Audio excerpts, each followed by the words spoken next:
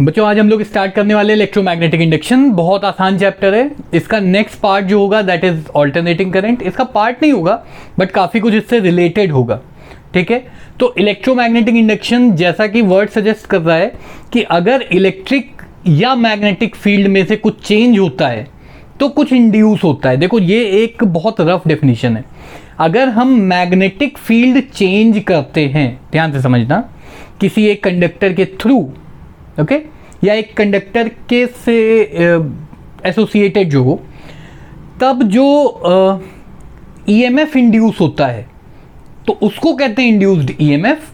और इस पूरे प्रोसेस को हमने नाम दिया है इलेक्ट्रोमैग्नेटिक इंडक्शन। इसको शॉर्ट फॉर्म में हम लोग बोलेंगे अब से EMI, बिकॉज एक कूल लगता है। ठीक है, ध्यान से समझेंगे इसमें। तो सबसे पहले डेफिनेशन की बात करते हैं। नंबर ऑफ मैग्नेटिक लाइंस, जैसे तुम लोगों ने इलेक्ट्रिक फ्लक्स पढ़ा था, number of electric lines, measure of electric lines, वैसे ही मैग्नेटिक लाइंस की बात करें तो नंबर ऑफ मैग्नेटिक लाइंस को हम बोलते हैं मैग्नेटिक फ्लक्स, और इसको डिनोट करते हैं फाई बी से।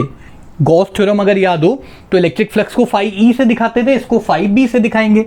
तो ये है मैग्नेटिक फ्लक्स। ठीक है, तो अगर तुम लोगों को नहीं पता हो तो अभी नोट कर लो that magnetic flux is the measure of number of magnetic lines associated या पासिंग थ्रू अ कंडक्टर। ठीक है, तो जल्दी से इसको नोट कर लो।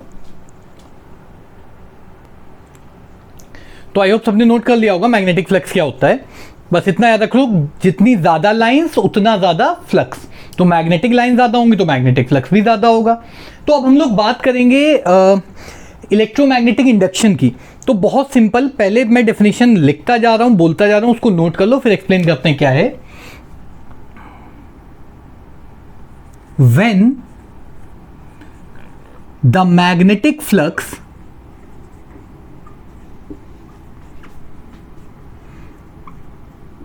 associated with a conductor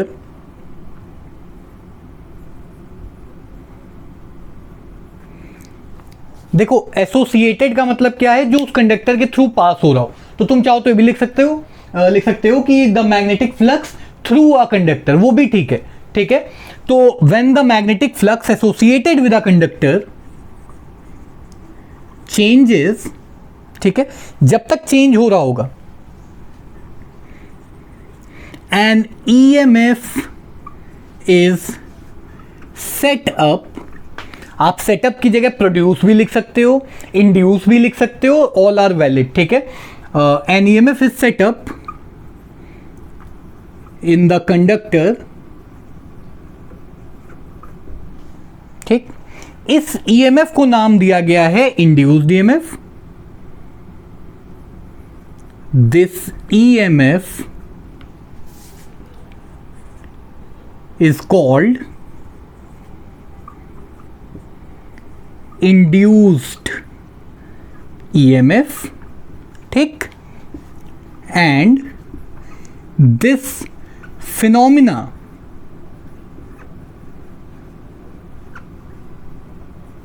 is called electromagnetic induction. अब हम EMI ही लिखेंगे, बार बार नहीं लिखेंगे, आलसी बहुत है। ठीक है,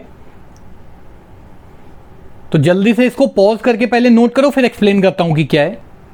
आई होप सबने नोट कर लिया होगा।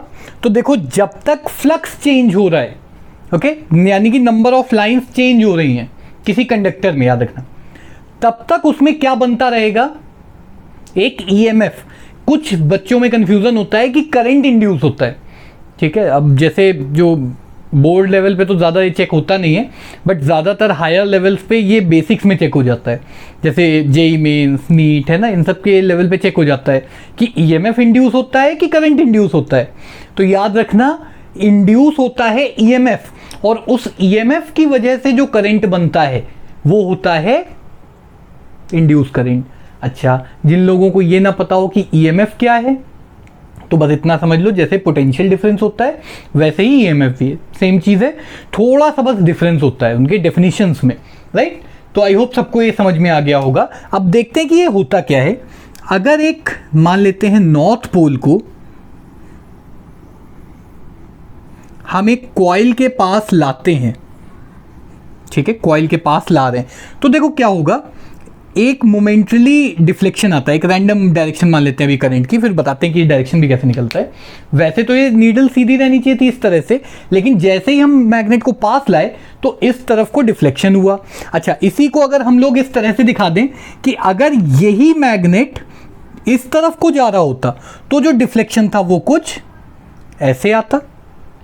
अब लॉजिक क्या बन रहा है भाई कि ये हो क्यों रहा है, तो वो देख लो, उसके लिए दूसरा कलर यूज करेंगे। तो यहां से कुछ लाइंस होंगी, इस मैग्नेट की मैग्नेटिक फील्ड होगी ना, जब ये मैग्नेट थोड़ा सा पास आ जाएगा यहां पे तो जो लाइंस हैं वो ज्यादा पास होंगी, ठीक है, लाइंस ज्यादा पास मतलब इंग्लिश वाला पास, ओके। इस कॉइल के थ्रू जो लाइंस होंगी वो अब ज्यादा अमाउंट में होंगी। कैसे, वो भी मैं यहाँ पे दूसरा बना देता हूँ सेम चीज़ को। अगर ये नॉर्थ पोल यहाँ पे आ जाए, ठीक है, और ये कॉइल वही हो, तो अब देखोगे थोड़ा सा छोटी कॉइल बन गई है कंपैरेटिवली, ठीक। पहले जो सिर्फ 2 या 3 लाइन पास हो रही थी, अब अगर देखने पे हम बात करें तो ज़्यादा लाइंस पास होंगी, ठीक है। तो जैसे जैसे मैग्नेट को पास लाएंगे कॉइल के, नंबर ऑफ लाइंस बढ़ती जाएंगी, और अगर हम एक कांस्टेंट स्पीड से ला रहे हैं तो कांस्टेंट रेट से भी मैग्नेटिक लाइंस बढ़ रही हैं। तो जब तक ये काम होता रहेगा, ये मैग्नेटिक लाइंस चेंज होती रहेंगी, तब तक इसमें एक वो प्रोड्यूस होगा जिसको लोग करंट बोलेंगे, बट मैं क्या कहूँगा, एक ईएमएफ इंड्यूस होगा, और उस ईएमएफ की वजह से एक करंट प्रोड्यूस होगा, ठीक है। तो ये वाला एग्जाम्पल तुम लोग बना सकते हो, अभी ज़रूरी नहीं बनाना, तो जल्दी से अगर नहीं डेफिनेशन नोट करी हो तो पॉज करके एक बार नोट कर लो। नेक्स्ट टॉपिक जो हमारा है that is Faraday's laws of electromagnetic induction. देखो, फैराडे ने इलेक्ट्रोमैग्नेटिज्म पे बहुत काम किया, इतना काम किया कि मुझे पता भी नहीं कितना काम किया, ठीक है, उनको खुद को भी नहीं पता होगा, अगर वो जिंदा होते तो मोस्ट प्रोबेबली मर गए होंगे, I don't know. Let's come back to the topic. देखो फैराडे ने किया क्या, उन्होंने कुछ सर्टेन एक्सपेरिमेंट्स किए और उनका एक रिजल्ट निकाला, दूसरे एक्सपेरिमेंट किए, उनका एक रिजल्ट निकाला। कुछ साइंटिस्ट ने इन्हीं एक्सपेरिमेंट्स को स्टडी किया और सम अप कर दिया, ठीक है।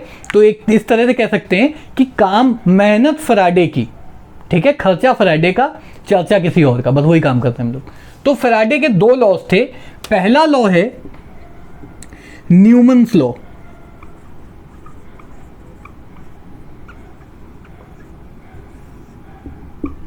ठीक, और दूसरा लॉ जो है दैट इज लेंज लॉ। तो फैराडे के 2 लॉ, पहला न्यूमन्स लॉ और दूसरा लेंज लॉ। अब सबसे अच्छी चीज इसमें समझने वाली जो है वो ये है कि न्यूमन और लेंज ऑलमोस्ट सेम चीज कही, बस इन्होंने ये बताया कि कितना होता है और इन्होंने ये बताया कि वो करता क्या है। अभी बता दें दोनों में क्या चीज। तो इलेक्ट्रोमैग्नेटिक इंडक्शन जो होता है वो कितना प्रोड्यूस होगा वो न्यूमन ने बताया, और कैसा प्रोड्यूस होगा ये लेंज ने बताया। तो बताया दोनों फैराडे ने, पर इन दोनों ने टिप लिया। तो न्यूमन्स लॉ लिखते हैं सबसे पहले, चलो लिखते हैं, बहुत आसान है। देखो आधी डेफिनेशन तो ईएमआई की ही है जो अभी तुम लोगों ने लिखी थी ना, when the flux associated with a conductor keeps on changing या चेंजेस, ठीक है। तो जब तक चेंज हो रहा होगा तब तक एक ईएमएफ इंड्यूस होगा, वो ईएमएफ कितना इंड्यूस होगा वो इन्होंने बताया। तो यहां तक तुमको ही लिखना है, ठीक है, पहले तो यहां तक लिखना है, याद रखना। व्हेन द फ्लक्स, कौन सा, magnetic flux, when the magnetic flux associated with a conductor changes, ठीक है, लिखना है ये। अभी हम लोग लिखेंगे, इसको पॉज करेंगे वीडियो, ये लिखेंगे। When the magnetic flux associated with a conductor changes, then an induced EMF is, या an EMF is induced in the conductor। इसके बाद का मैं लिखता हूं, ठीक है, पहले इतना लिख लो। then an induced EMF is produced, या an EMF is induced in the conductor which is equal, मैं उसके आगे लिख रहा हूं, तुमको उसके पहले का लिखना जो भी मैंने बोला, which is equal to negative rate of change of flux. अब बार बार मैग्नेटिक नहीं लिखना है, ठीक है।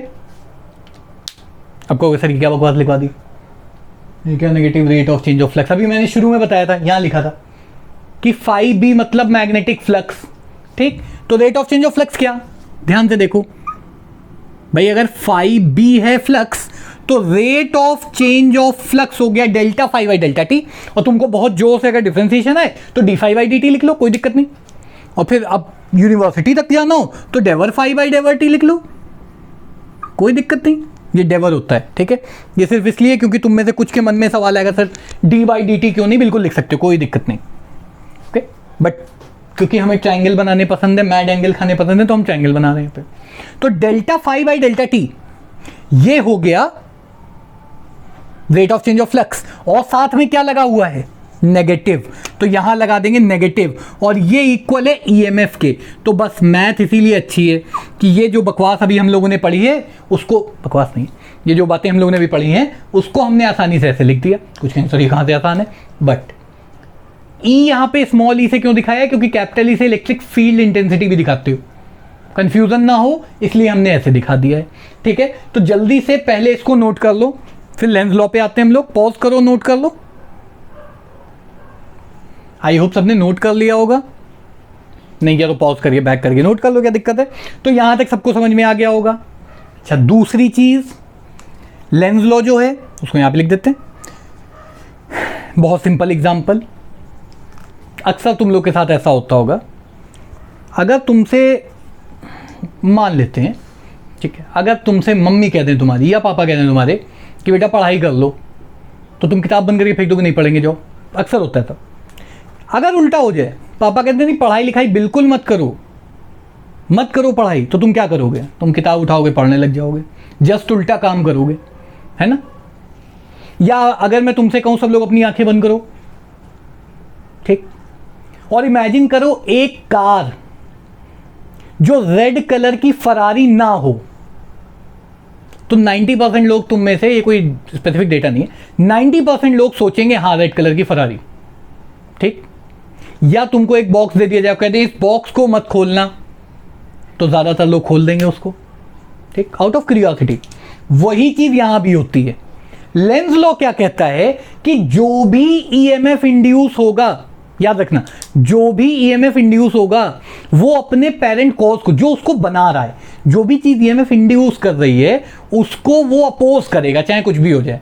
यानी कि अगर मैग्नेटिक फ्लक्स बढ़ रहा है तो वो बढ़ना नहीं देगा, कौन, लेंस लॉ, ठीक। अगर मैग्नेटिक फ्लक्स कम हो रहा है तो वो कहेगा हम कम भी नहीं होने देंगे, उल्टा, ठीक। ये चीज है लेंस लॉ। तो पहले इसको लिख लेते हैं, फिर इसके बारे में देखते हैं। लेंस लॉ कहता है the induced EMF opposes its parent cause, simple terms में, ठीक, बिल्कुल हिंदी में लिख दिया, जैसे हिंदी नहीं है, हिंदी में लिख देंगे तो तुम्हें भी नहीं आएगा, हमें भी नहीं आएगा,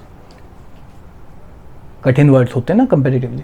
तो इंड्यूस्ड ईएमएफ जो है वो जो भी चीज ईएमएफ इंड्यूस कर रही है उसको उल्टा करेगा काम। तो अब समझो, अगर मैं एक कंडक्टर हूं और ये नॉर्थ है, नॉर्थ मेरे पास आएगा तो मैं कहूंगा नहीं नहीं नहीं नहीं, उल्टा, नॉर्थ पास नहीं आने देना है, ठीक। अगर मैं साउथ पास लाऊंगा तो कहेगा नहीं नहीं नहीं नहीं, साउथ बने, मतलब साउथ पोल पास ना है। अगर यही साउथ दूर जा रहा होगा तो वही मैं, यानी कि मैं कंडक्टर, मैं बस कंडक्टर नहीं, मतलब अगर मैं एक मेटालिक कंडक्टर हूं तो कंडक्टर क्या बोलेगा, कहेगा साउथ दूर ना जाए। अभी वो साउथ पास आ रहा था तो कह रहा था साउथ पास ना आए, अब साउथ दूर जा रहा है तो कह रहा है साउथ दूर ना जाए। वही अगर नॉर्थ को दूर लेके जाएंगे तो ये कहेगा नहीं नहीं नहीं नहीं नहीं, नॉर्थ दूर ना जाए। यानी कि कुछ भी कर लो, हम तो ढीठ हैं, हम तो उल्टा ही काम करेंगे। अब देखो क्या चीज है यहाँ पे, पहले जल्दी से इसको नोट कर लो पॉज करके, तब तक मैं बोर्ड इरेज कर देता हूं। ओके, आई होप सबने नोट कर लिया होगा। अब हम लोग बात करेंगे कि ये बकवास हुई क्या, इसका हम काम क्या है, इसके एप्लीकेशन क्या है। तो देखो एप्लीकेशन क्या है, वर्ड याद रखेंगे सब लोग, स्कैन, स्कैम नहीं स्कैन, ठीक है, सरकार वाला स्कैम नहीं, ठीक, कोई एक पर्टिकुलर सरकार नहीं, सारी सरकारें। तो स्कैन याद रखेंगे, south pole clockwise anti clockwise north pole, south pole clockwise anti clockwise north pole, याद रखना। देखो ये एक कॉइल है और हम मान लेते हैं नॉर्थ पोल इसके पास लेके आ रहे हैं, ठीक है, मतलब साउथ दूर है तो साउथ का इफेक्ट हम नहीं मान रहे, तो नॉर्थ पोल इसके पास आ रहा है, ठीक।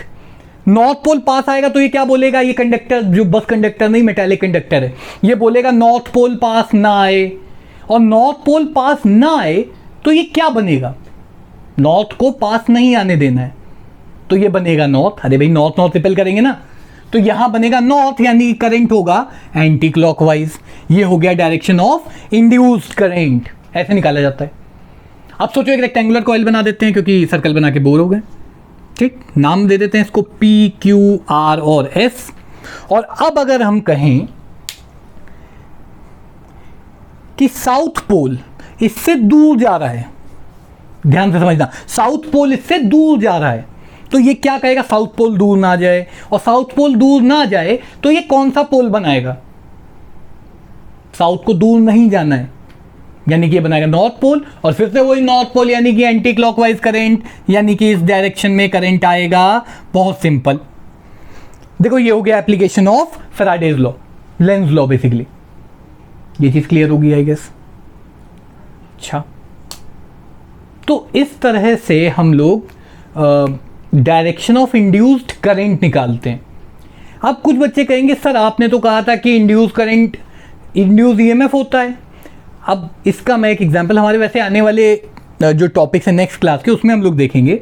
अगर एक रॉड को हम मूव कराते, भाई मान लो ये एक रॉड है, ठीक है, ये रॉड ही पर प्लास्टिक की मान लेते हैं, मेटालिक रॉड है, अगर इसको मैग्नेटिक फील्ड में मूव कराते या इसके थ्रू मैग्नेटिक फील्ड चेंज करते, तब क्या होता, तब तो इसमें या वायर होता, तब तो उसमें करंट लाइक नहीं जा सकता था, क्योंकि ओपन सर्किट है, ठीक है।